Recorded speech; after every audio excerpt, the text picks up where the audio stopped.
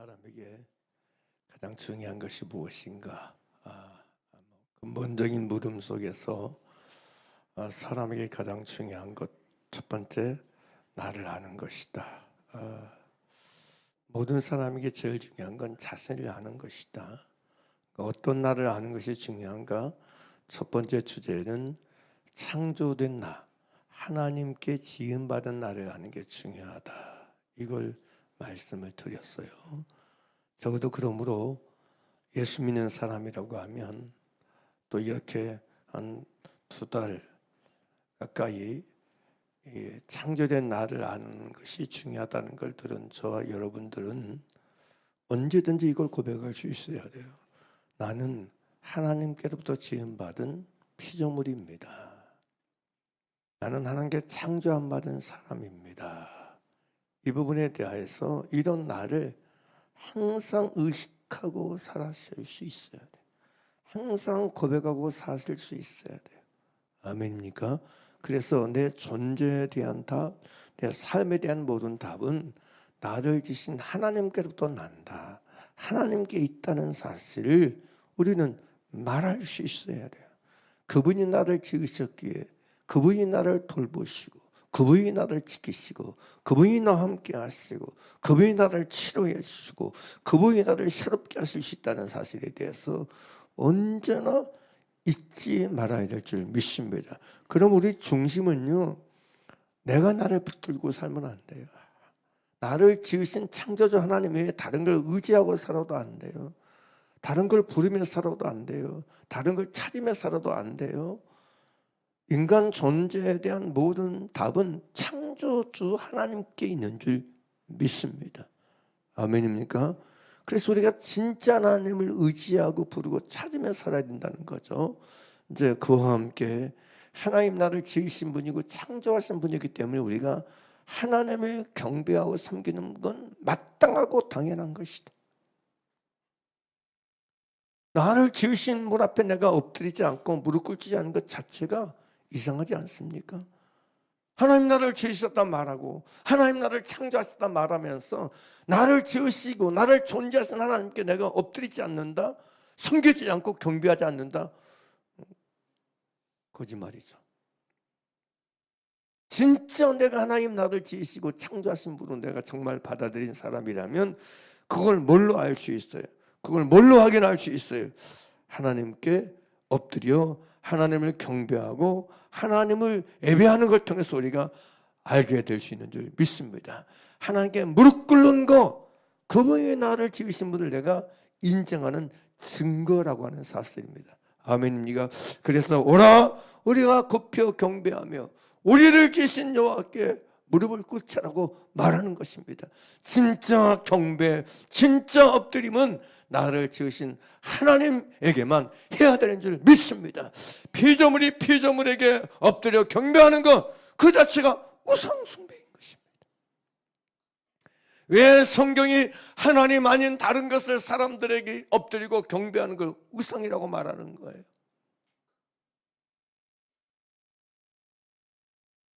왜 사람이 깎아 만든 돌이나 나무나 세운 여러분 우상 앞에 엎드려 경배하고 섬기는 걸 왜 여러분 우상 숭배라고 얘기하는 거예요? 하나님이 아니기 때문에 그렇습니다. 아멘입니까?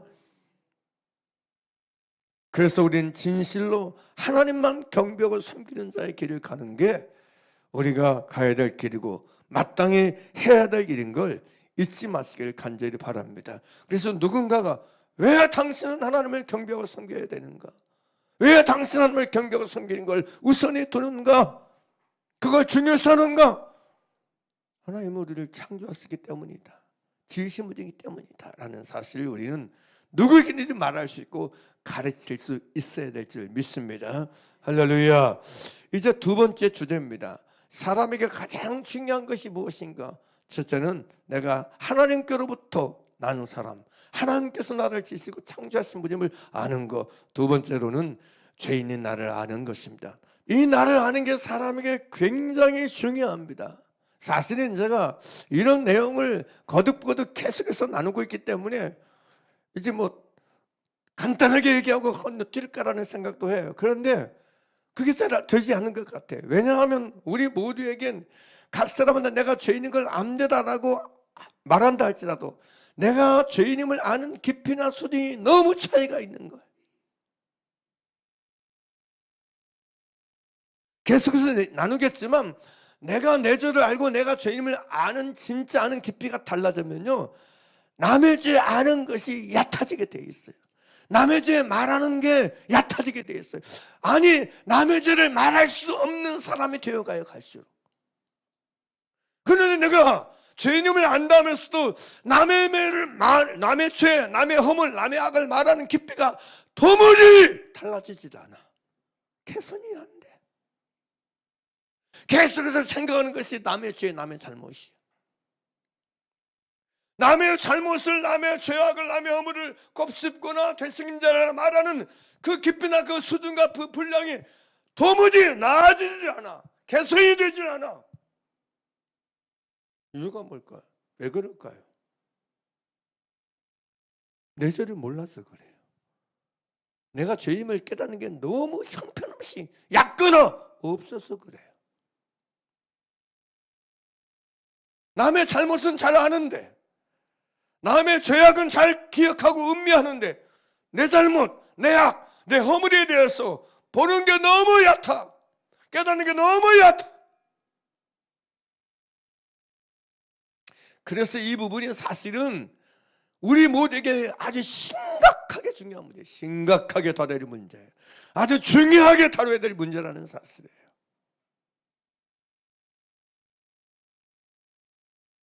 여러분, 사람이요, 내 죄를 모르면, 내가 죄인인 걸 깨닫지 못하면 여러분, 예수님께 사람은 나오지 않습니다. 아니, 예수님께 올 필요성을 깨달을 수가 없습니다. 만날 수가 없습니다. 예수님이 내가 진짜 필요한 분인지를 알 수가 없어요. 정말 알 수가 없어요. 인지할 수가 없어요. 그래서 이게 중요하다는 거죠. 죄인인 나를 아는 거, 내가 죄 있다는 걸 아는 걸, 이걸 내가 정말 깨닫고 만나는 게 그래서 중요해요. 근데 이 진실 앞에 서자는 게 너무 문제예요. 성경이 우리가 우리 죄를 아는 것, 내가 죄인 걸 아는 걸, 여러분, 남의 죄 아는 거, 남이 죄인인가 이 부분을 말하는 게 아니잖아요. 내가 내 죄를 아는 걸 말하는 잖아요.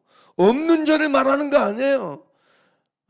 죄 안 짓는 죄를 말하는 거, 내가 지은 죄를 말하는 거예요. 근본적인 본질, 내 죄를 말하는 거잖아요. 내 죄를.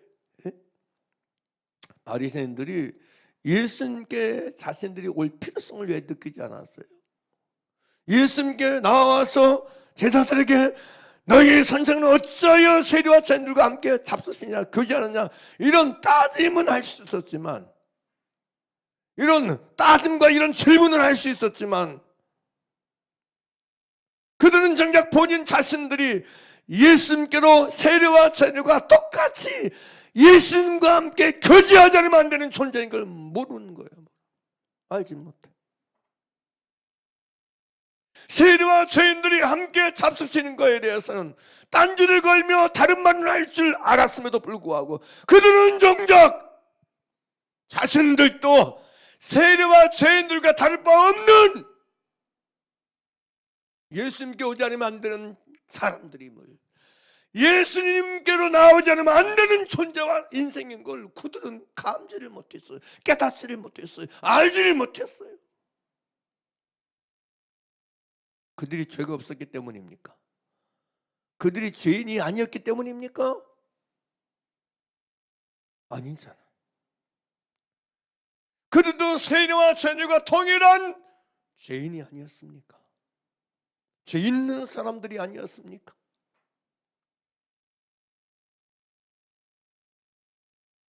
그런데 이들은 그것을 알지 못한 거예요. 왜였을까요? 이유가 무엇이었을까요?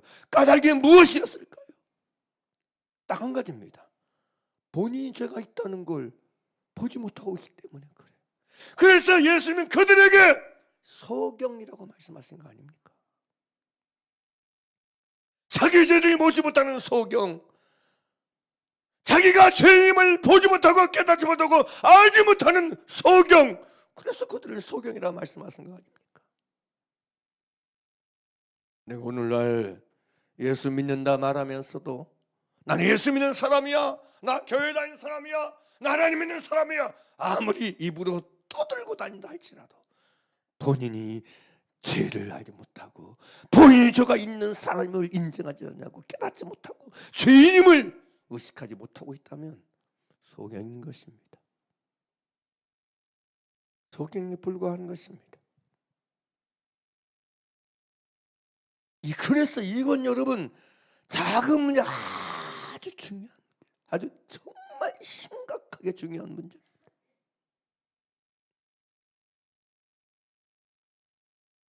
오늘 본문의 말씀을 다시 한번 보면 그래요.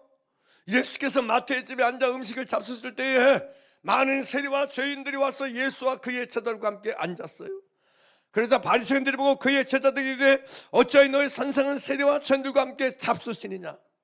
그 얘기를 예수께서 들으시고 말씀하세요. 건강한 자에게는 의사가 쓸데없고 병든 자에게나 쓸데있느니라. 너희는 가서 내가 긍휼을 원하고 제사를 원하지 아니하노라 뜻이 무엇인지 배우라. 나는 의인을 부르러 온 것이 아니요 죄인을 부르러 왔노라 하신지라. 이렇게 말씀하신 건데 제가 사실은 이 말씀을 볼 때마다 이런 걸 느껴요. 지난번에도 한번 말씀드렸듯이 12절 보게 되면 예수께서 들으시고 있을 때 건강한 자에게는 의사가 쓸데없고 병든 자에게는 쓸데있는지라 말씀하세요. 근데 여기서 건강한 자, 병든 자를 보세요. 건강한 자에게는 의사가 쓸데없지만 병든 자에게라만 쓸데있어요. 근데 여러분 보세요.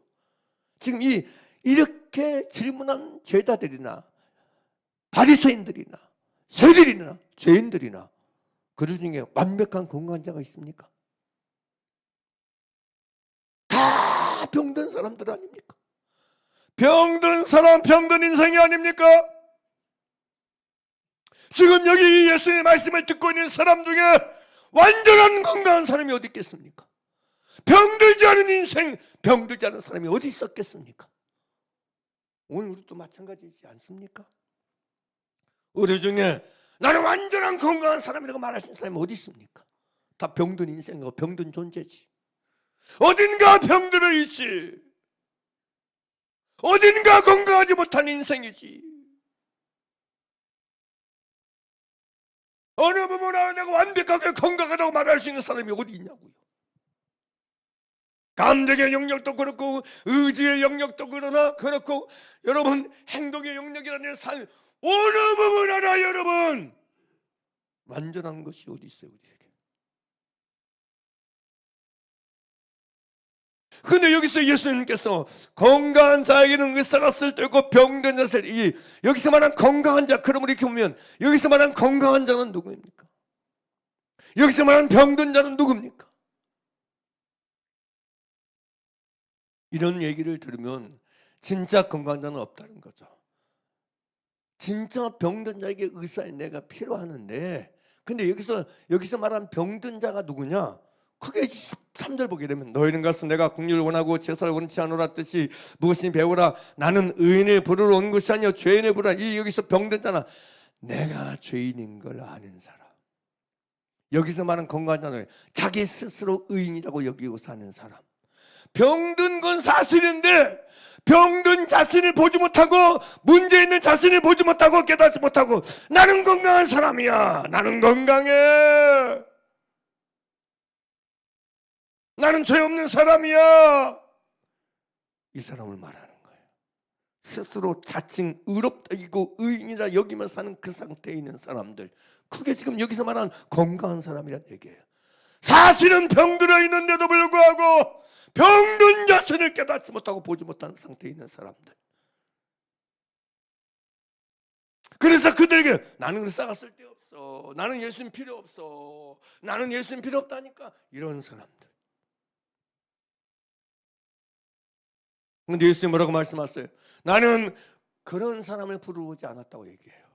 이게 무슨 뜻일까요? 무슨 뜻일까요? 이들은요 예수님의 부르러 오심에 반응하지 않는다는 거죠. 반응할 수 없다는 거죠.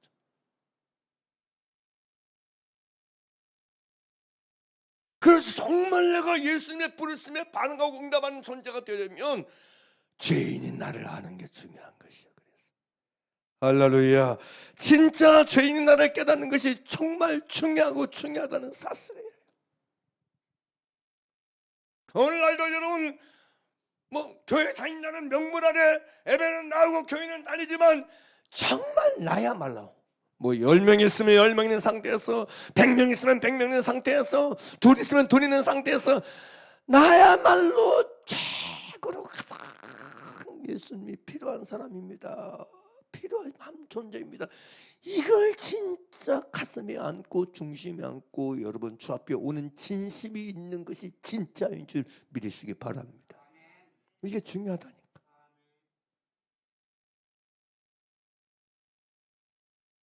이게 신앙이에요. 이게 진짜 믿음에 있어서 제일 중요한 부분이에요.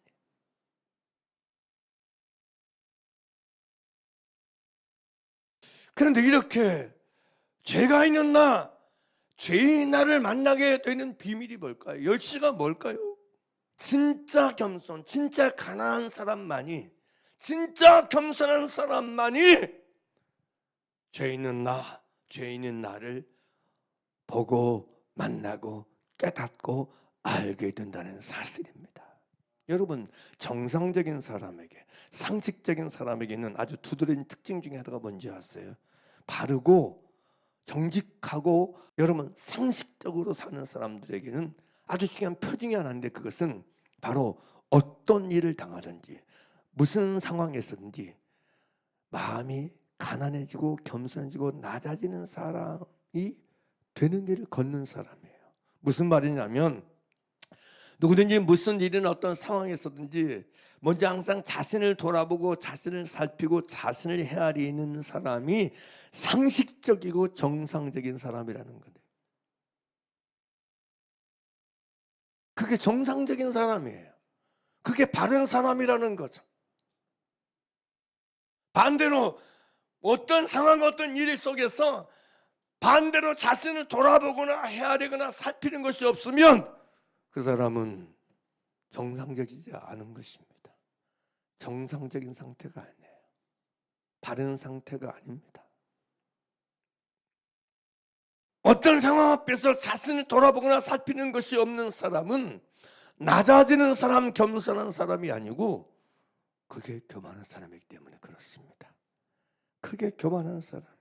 교만한 사람은요, 어떤 상황, 어떤 일에서 자신을 돌아보는 것이 없어요.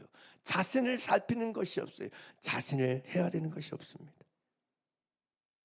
여러분은 어떻습니까? 여러분은 어떻습니까? 나 일상 속에서, 나의 생활 속에서 끊임없이 자기를 돌아보고 자기를 살피는 이것이 있는 사람입니까? 아니면 어떤 문제나 어떤 갈등이나 어떤 상황 속에서 거듭거듭 남의 잘못, 남의 허물만 자꾸 헤아리고 자꾸 돌아보고 자꾸 살피는 사람입니까? 그래, 나는 아무 잘못이 없는데 당신이 그래서 내가 화가 났던 거잖아. 성이나 성질이 났던 거, 짜증이 나는 거잖아. 자기를 돌아보는 것은 일도 없어. 남의 허물과 남의 잘못만 돌아보고 돌아봐. 그것만 생각해.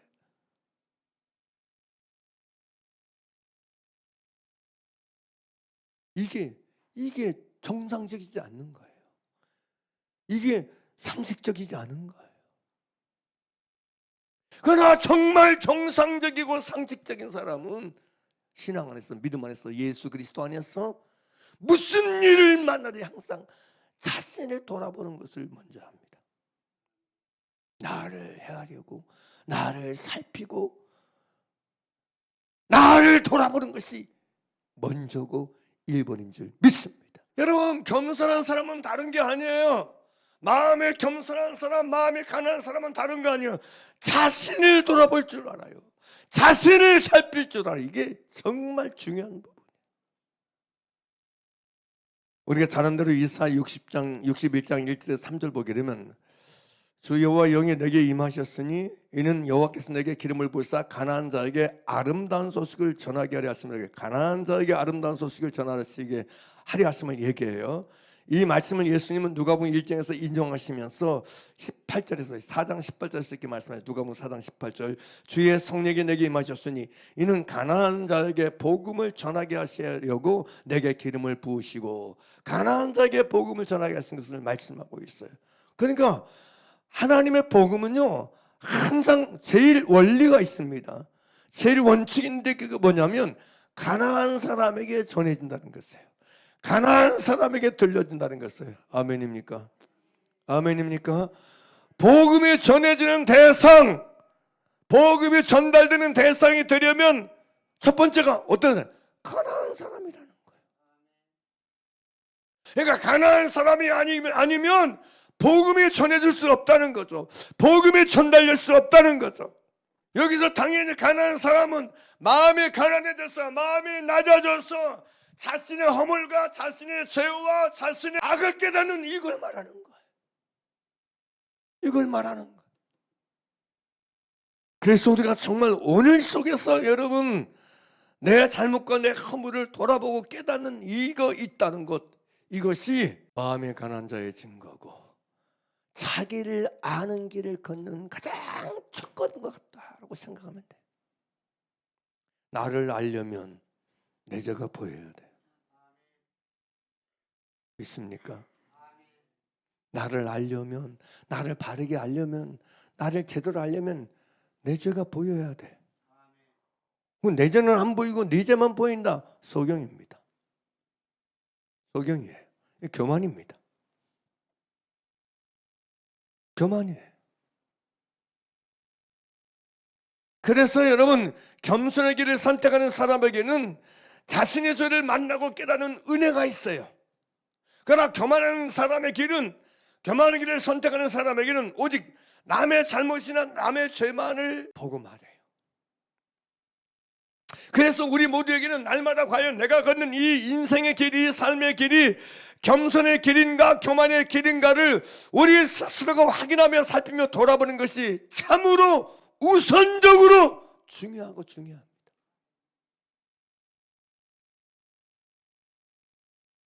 왜냐하면 날마다 삶의 전 자리와 영역에서 겸손하고 가난한 길을 선택하는 사람은 내 죄가 보이고 내 잘못이 보이고 내 허물이 보이고 깨달아지기 때문에 그렇습니다.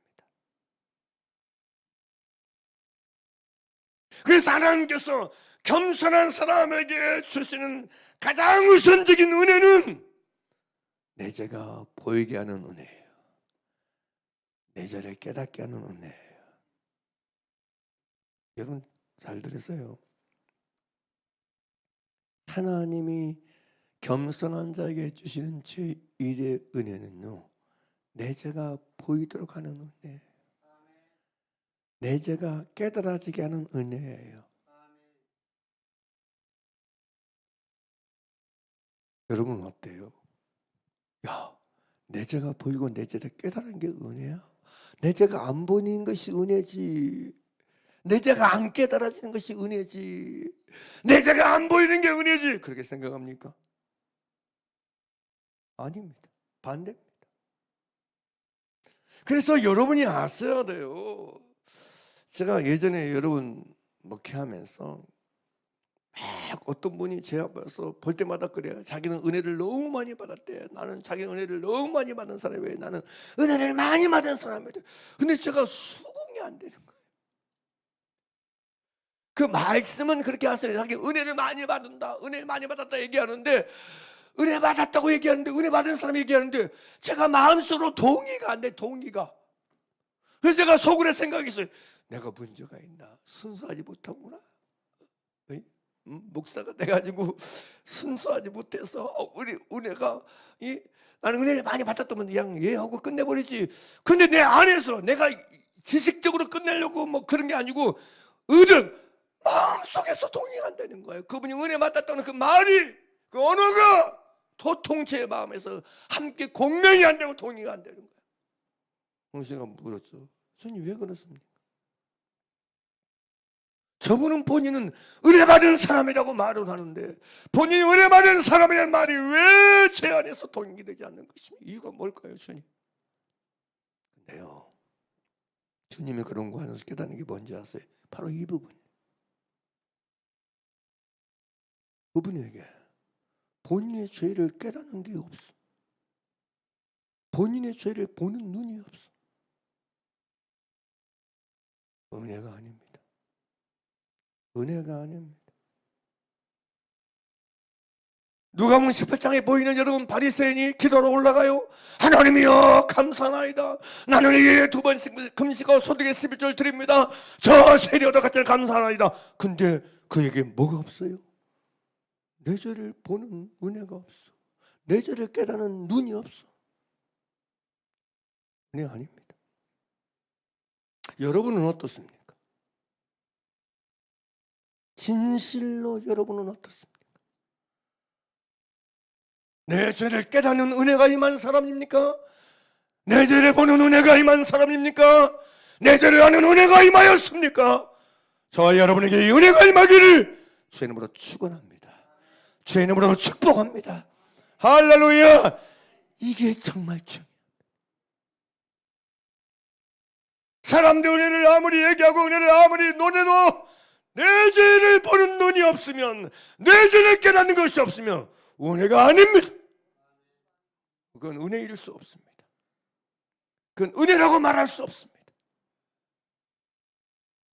야고보서 2장 4절 7절에서 그러나 더 큰 은혜를 주시나니 그러므로 일렀으되 너희 하나님의 교만한 자를 물리치시고 겸손한 자에게 은혜를 주신다 하였느니라. 그런즉 너희는 하나님께 복종할지어다라고 말하고 있어요.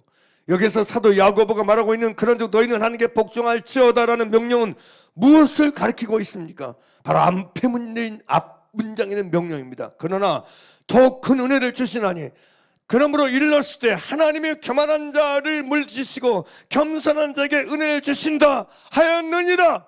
그러기 때문에 그러하기 때문에 그런즉 너희는 하나님께 복종할지어다 그래요. 뭘 복종하라는 얘기예요? 겸손한 사람이 되라는 명령에 복종하라는 얘기예요. 하나님의 교만한 자를 물리치시고 겸손한 자에게는 은혜를 주신다 그렇게 말씀하셨으니까 너희는 하나님께 복종해서 뭐하는 사람이 되라는 얘기예요? 겸손한 사람이 되라는 얘기 아닙니까? 다시 6절 함께 읽어 크게 시작. 그러나 더 큰 은혜를 주시나니 그러므로 일렀을 때 하나님이 교만한 자를 물리치시고 겸손한 자에게 은혜를 주신다 하였느니라. 7절 그런즉 너희는 누구께? 하나님께 복종할지어다. 그러니까 왜 복종하라는 얘기예요? 6절 하나님은 교만한 자를 물리치시고 겸손한 자에게 은혜를 주신다 말씀하셨으니 그렇기 때문에 너는 복종하여 뭐하라는 얘기예요? 겸손한 사람이 되라는 얘기 아닙니까? 할렐루야. 하나님께 복종하는 증거가 뭡니까? 하나님께 복종하며 사는 증거가 뭐예요? 겸손한 사람이 되는 거예요. 아멘입니까? 아멘입니까? 보세요. 내가 당한 일 속에서 내가 만난 일 속에서 겸손한 길을 겸손한 자가 되지 않아 하나님께 복종하지 않아서 하나님께 복종하기 위해서 거역하고 하나님께 원망하고 불평하는 사람들 특징을 가만히 보세요. 딱 한 가지입니다. 교만해지는 것입니다. 내가 왜 이런 일 당해야 돼? 내가 저 사람보다 못한 게 뭐 있는데? 내가 잘못한 게 뭐 있는데? 도무지 겸손한 자가 안 됩니다. 그게 하나님께 뭐예요? 복종하지 않는 거예요. 이 복종하지 않는 얘기는 즉각적인 복종을 말해요. 원어가 그래요. 즉각적인 복종을 말해요. 진짜 여러분 겸손한 사람은 하나님께 내가 일어난 일 속에 즉각 복종하고 순종해요. 예, 알겠습니다. 겸손의 길을 걸어가요. 가난의 길을 걸어요. 그 길을 선택해요. 아멘입니까? 그러므로 누가 하나님께 복종하며 사는 사람입니까? 누가 하나님께 순종하며 사는 사람입니까? 내게 일어난 일 앞에서 겸손의 길을 걷는 사람, 가난한 사람이 되는 사람이 하나님께 복종하는 사람인 줄 믿으시길 바랍니다. 할렐루야. 그리고 바로 하나님은 이러한 겸손한 사람에게 뭘 주신다? 은혜를 주신다. 무슨 은혜를 주신다? 내 죄를 깨닫는 은혜를 주신다. 내 죄를 대면하게 하는 은혜를 주신다. 그러면 여러분, 내 죄가 왜 안 보일까요? 내 죄가 왜 안 보일까요? 맨 내 죄는 안 보이고 남의 죄만 그렇게 잘 생각나고 잘 보이고 잘 깨달아질까요? 부부관계 속에서, 자녀관계 속에서, 형제관계 속에서, 성들관계 속에서 왜 그렇게 내 죄는 안 보이고 내 죄는 안 만나지고 내 잘못은 깨달아지지 않고 맨 남의 잘못, 남의 흠만 이렇게 보이는 걸까요? 이유가 뭘까요? 은혜가 없어서 그래. 교만해가지고 은혜가 없어서 그래. 하나님께 복종하지 않아서 그래. 하나님께 순복하지 않아서 그래.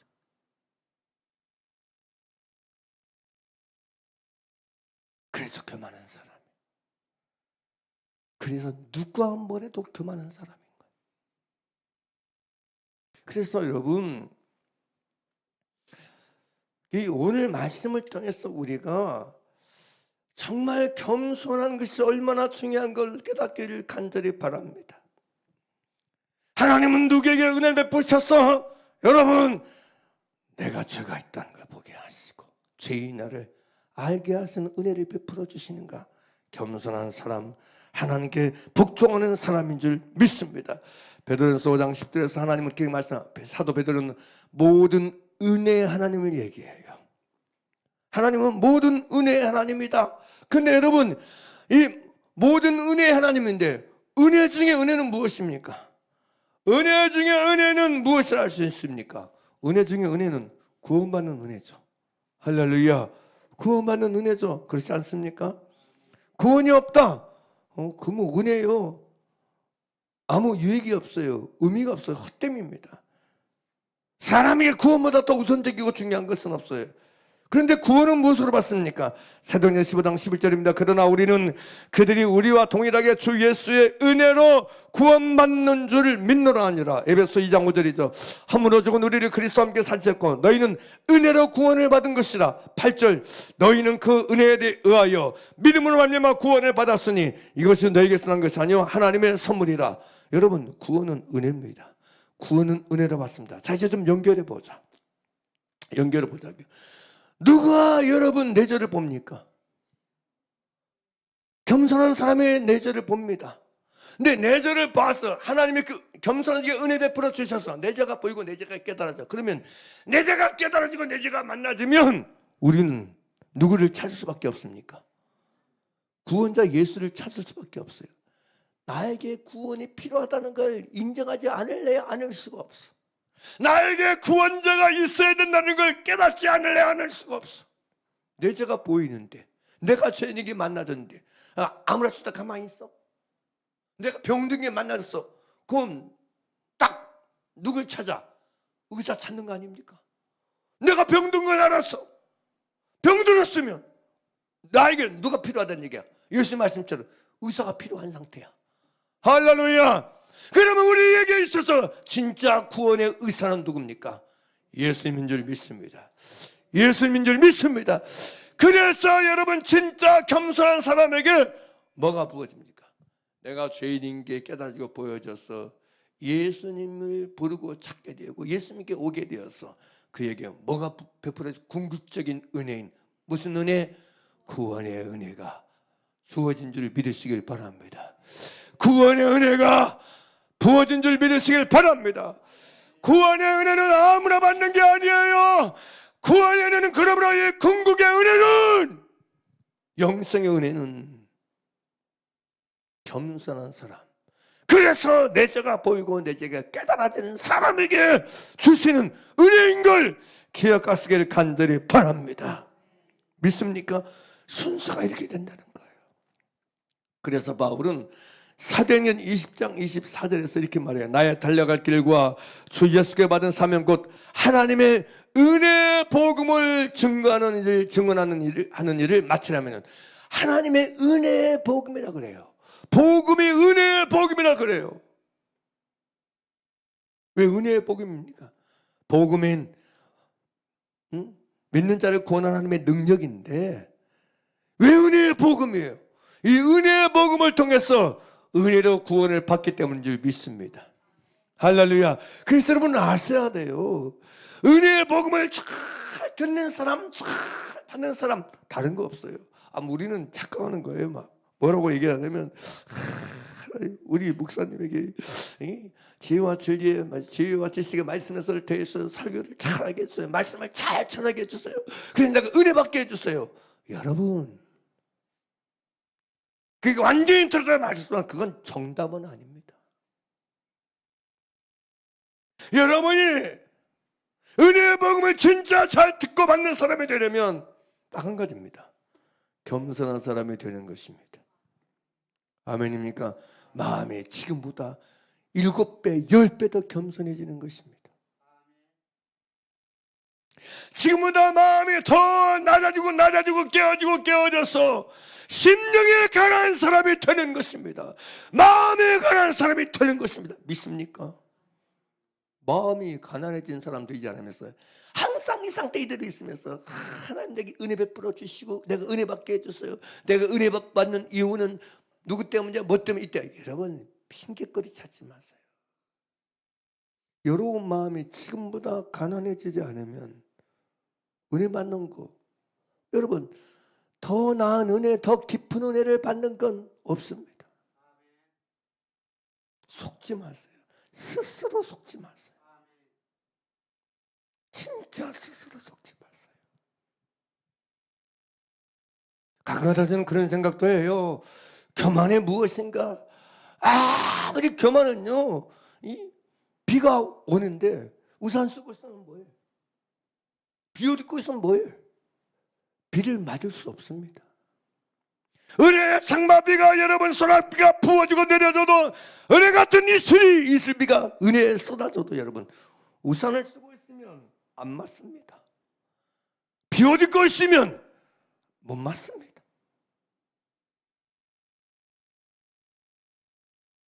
하우스 CEO는 여러분 밭에 여러분 빛 들어온 거 봤습니까? 여러분 마음이 교만으로 차 있으면, 교만으로 무장되어 있으면 은혜는 없습니다. 은혜 받는 건 불가능합니다. 그래서 우리는 함께 기도하셔야 돼요. 주여, 제가 하나님께 복종하여 겸손한 자가 되게 하여 주옵소서. 하나님께 순종하여 겸손한 사람이 되게 하여 주옵소서. 오늘까지 여러분이 하나님께 제대로 된 순종과 복종을 안 하고 있다는 증거가 무엇입니까? 딱 한 가지입니다. 겸손한 자가 되지 않은 것이 하나님께 복종하여 살지 않은 증거입니다. 그래서 아까 얘기했잖아요. 본인은 나 은혜 받았어요. 은혜 많이 받았어요. 근데 겸손이 없는 것 보니까 하나님께 복종한 사람이 아니야. 하나님께 순복하여 사는 사람이 아니야. 오늘날도 똑같습니다. 오늘날도 똑같아. 하나님께 순복이 안 되어 있어. 하나님께 복종이 안 되어 있어. 교회에서도 복종이 안 되어 있고, 집에서도 복종이 안 되어 있고, 여러분 직장에서도 복종이 안 되어 있어. 아내를 만나도 복종이 안 되어 있고, 남편 만나도 복종이 안 되어 있고, 자식을 만나도 복종이 안 되어 있고, 형제와 친구를, 이웃을 만나도 복종이 안 되어 있어. 그래서 겸손하지 않는 거예요. 그래서 하나님께 복종하는 사람은 겸손할 수밖에 없습니다. 하나님 법에 내게 일어날, 예, 아멘, 맞아요, 맞아요, 아멘, 예, 순종하고 복종하는데 어찌 가난한 사람이 되지 않을 수 있겠습니까? 어찌 여러분 겸손한 사람이 되지 않을 수 있겠습니까? 다시 묻습니다. 여러분이 주어진 이 환경 속에서, 일상 속에서 어떤 길을 걸으세요? 하나님께 복종하는 길을 걷습니까? 아니면 불순종하는 길을 걷습니까? 하나님께 불순종하는 길을 걸으니 겸손해지지 않는 거예요. 가난해지지 않는 거예요. 그러니 내 죄를 보고 내 죄를 깨닫고 내 죄를 만나는 은혜가 주어지지 않는 거예요. 여러분, 정상적으로 예수 믿는 사람 중에서 나 은혜 받고 싶어. 은혜 받고 싶지 않은 사람이 어디 있습니까? 네? 은혜 받고 싶지 않은 사람이 어디 있어요? 다 은혜 받고 싶어 하죠. 근데 중요한 건 은혜만 받고 싶어 하지. 은혜 받는 비결을 뭔지 몰라. 내가 은혜 받으려면 뭐 해야 되는지 모르는 거야. 내게 은혜를 하나님이 주실 수 있으려면 은혜를 주실 수 있을 만한 사람이 되야 되는데 이게 그릇이 준비가 안 돼. 그릇이 준비가 안 되는 거예요. 하나님이 은혜를 부어주고 싶어도 그릇이 없는데 부으면 땅바닥에 다 쏟아지는데 어떻게 은혜를 주냐고. 그릇이 없는데. 그 그릇이 뭐예요? 은혜를 받는 그릇은 딱 한 가지예요. 겸손이에요. 겸손. 믿습니까? 겸손입니다. 겸손. 여러분이 아무리 신앙생활 오래 했더라도 겸손해지지 않으면 답이 없어. 정말입니다. 여러분 개인이 지금보다 7배 더 겸손해지지 않으면 답이 없습니다. 사람들이 얼마나 독한 줄 몰라. 얼마나 한악한 줄 몰라. 도무지 하나님께 복종을 안 해. 하나님께 순복을 안 해. 무릎을 안 꿇어.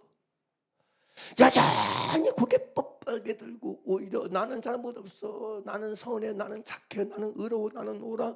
이런 종교심에 가득 차 있어요. 유대인과 똑같아. 남 정죄하고 비판하고 판단하고 손가락질하기만 하지 정작 자기 죄를 보는 눈이 없어. 소경이라니까. 소경이라니까.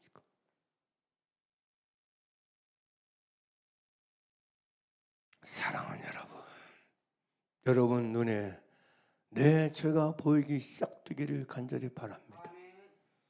내 허물이 깨달아지기를 간절히 바랍니다. 이건 제가 말하는 건 어떤 하나님 나 잘못했습니다. 내 죄 용서 이런 주문에 오는 시기에 자기 죄를 말하는 거 말고 가슴에 찢으면서 말하는 자기 죄. 가슴이 안 찢깁니다. 사람은요 자기 죄를 보지 못하면 가슴이 안 찢습니다. 입만 엽니다. 입만 열이 하나님 내 죄 나를 죄를 용서해 주신 것 요거 얘기하지 가슴이 안 찢겨져. 가슴이 안 찢어집니다. 가슴이 안 찢어지고 못 찢어집니다. 가슴이 찢어지지 않은 사람은요 자기 죄를 못 본 사람이에요. 정말이에요. 여러분이요 자기 때문에 가슴이 찢어지는 게 정상이에요. 가슴이 찢어져야 정상이라고. 근데 내 죄 때문에 가슴은 안 찢어지고 네 죄 때문에 가슴이 막 찢어진다고 그래요. 내가 막 남편 때문에 속상해서 아내 때문에 속상해서 자식의 죄 때문에 속상해서 가슴이 찢어진대. 그건 남의 죄 때문에 가슴 찢어진 거예요. 오늘날 여러분이 예수 믿는 사람이지만 남의 죄 때문에 가슴 찢어진 사람은 많은데 정작 자기 죄 때문에 가슴 찢어진 사람이 많지가 않아요. 이 심각한 문제거든요. 이 진짜 문제입니다. 그래서 우리 스스로를 헤아리고 생각하고 조사하셔야 돼. 나는 왜 내 가슴이 찢어지지 않는 사람인가? 왜 하나님 앞에서 내 가슴을 치며 울지 아니한가? 남의 악, 남의 허물 때문에 남의 잘못 때문에 가슴 치며 우는 건 있어도 정작 나의 죄, 나의 악 때문에는 가슴 치며 울지를 못하고 살고 있는가? 원인이 뭔가? 이유가 뭔가? 딱 한 가지입니다. 소경이라서 그렇습니다. 교만해서 그렇습니다. 진짜 교만해서 그렇습니다. 진짜 교만해. 진짜 교만해.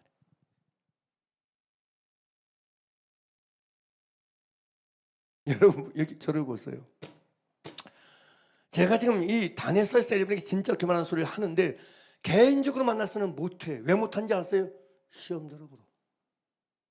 권사님 저는 진짜 교만합니다. 그러면 시험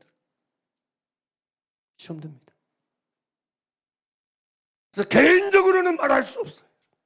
나 정신 바짝 떠들고 드리세요. 진짜 교만합니다.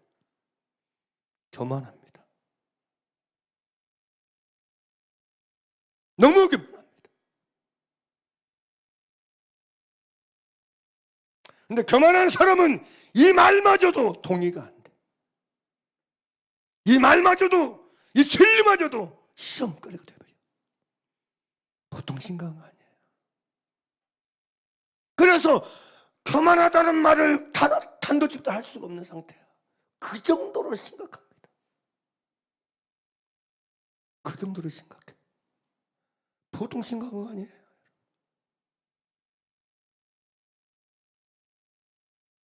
사랑하는 여러분, 어떤 특별한 한사, 공통적인 문제의 부분은 그래서 하나님께 순복이 안 돼 있으면 다 소용없습니다. 하나님께 복종이 안 돼 있으면 이게 저게 떠돌며 방황해도 소용이 없습니다.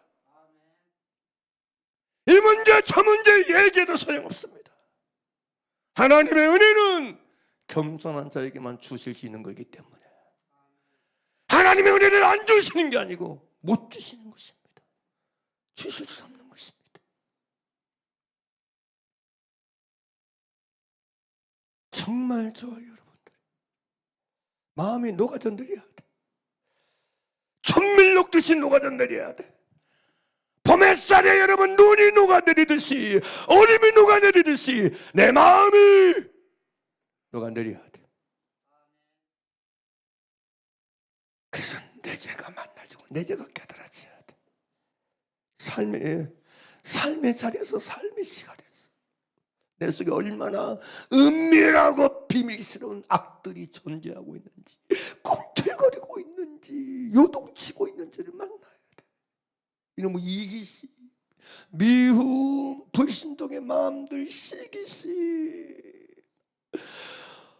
그럼 누가 이거 보세요. 누가 잘 되면 박수 쳐야 될까요? 박수 안 쳐줘. 왜 저 사람만 저런 대접 받아야 돼? 내가 더 못하는데. 시기가 일어나. 구제가 안 보입니까? 그제가 안 보입니까, 여러분? 누군가 대우받으면 박수 쳐주고 기뻐해줘야지. 할렐루야 해야지. 할렐루야. 근데 그게 시기가 나와? 이 마음에서 시기가 올라와, 특기가 올라와.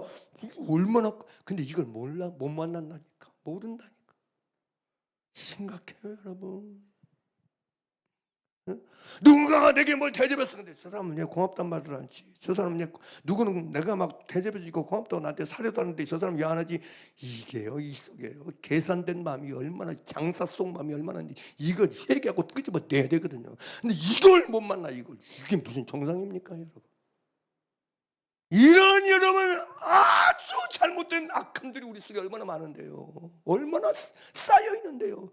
이런 거 토설하고 회개해야지. 이런 내 죄가 보여야고 내 악이 보여야지. 할렐루야. 이게 정상적인 신앙생활 아닙니까? 이게 정상적인 믿음생활 아닙니까, 여러분? 왜 하나님 앞에 바르게 신앙생활 하지 않습니까? 왜? 우리가 사람 앞에 사는 것입니까? 우리 인생 앞에 사는 것입니까? 살아계신 하나님을, 내 심령과 폐부를 감찰하시고 살피시는 하나님을 섬기고 사는 사람들인데, 부디 저와 여러분에게 하나님께 복종하는 은혜가 임하고 복종하는 여러분 길을 걷는 여러분에게 간절히 그걸 선택하셔야 돼. 아멘입니까? 순종하세요. 내가 어떻게 했는데 상대방이 막 나를 오히려 더 모함하고 그랬어요. 아멘. 내가 칭찬받기 원했었나 보다. 인정받기 원하는 마음이 내 속에 있었구나. 용서했어요. 아멘. 이 죄를 용서해. 아멘 아멘하고 복종하면 가난의 길, 겸손한 사람의 길을 걸어가는 게, 그게 하는 게 복종하는 길이라니까.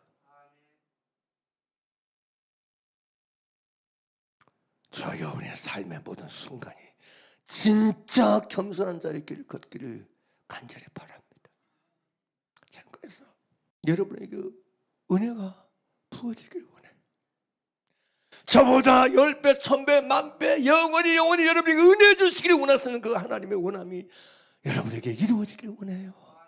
말씀대로 응하게 되기를 원합니다. 믿습니까? 하나님의 여러분에게 얼마나 여러분 자신이 받고 싶은 은혜보다 7배, 700배, 70배, 700배, 7000배, 7만배, 7억배, 7천억배, 7경배 더 여러분 원하시 하나님이 여러분에게 은혜 주시길 원하신다고. 근데 그렇게 원하셔도 복종하지 않아서 겸손해지지 않는데 어떻게 답이 나? 방법이 없어요. 하나님께 답이 한다. 방법이 있는 게 아니야.